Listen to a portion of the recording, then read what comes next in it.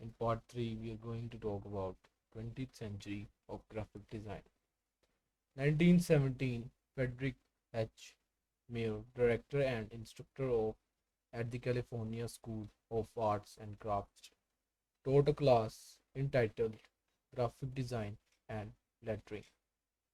Raffay's graphic design, published in 1927, was the first book to use graphic design in its title. 1936, author and graphic designer Leon Friend published its book titled Graphic Design, and is known to be the first piece of literature to cover the topic extensively. The signage in the London Underground is a classic design example of the modern era. Although he lacked artistic training, Frank Pick led the underground group design and publishing movement. The first underground station signs were introduced in 1908 with the design of a solid red disc with a blue bar in the center and the name of the station.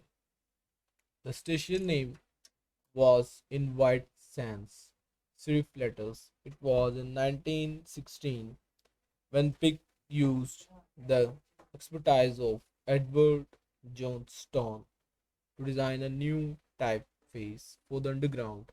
Johnstone redesigned the underground sign and logo to include his typeface of the blue bar in the center of a red circle. In 1920s, Soviet constructive applied intellectual production in different spheres of production.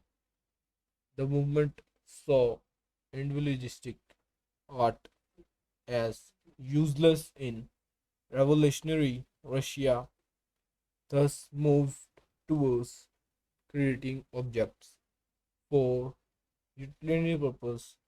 They design buildings, theaters, sets, posters, fabrics, clothing, furniture, logos, menus, etc.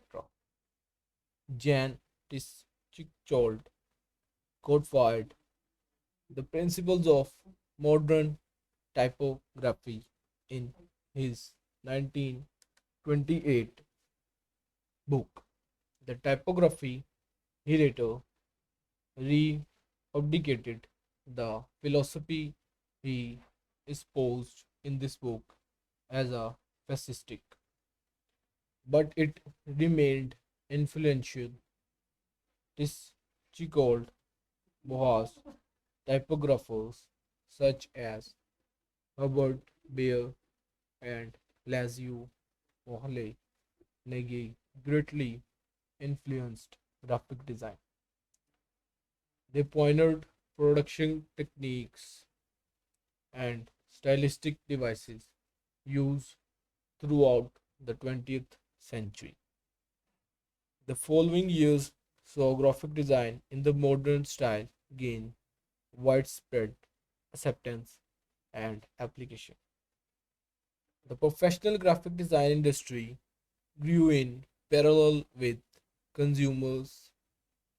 They raised concerns and criticisms, notably from within the graphic design community, with the first things first manifesto first launched by Ken Goldland in 1964. It was republished as the first 2000 manifesto in 1999 in the magazine Emerge, stating we propose a reversal of priorities of production of a new kind of meaning.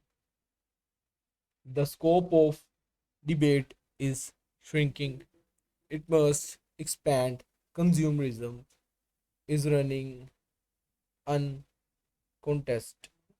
It must be challenged by other perspective expressed in part through the visual languages and resources of designs, forms of communication, democratic.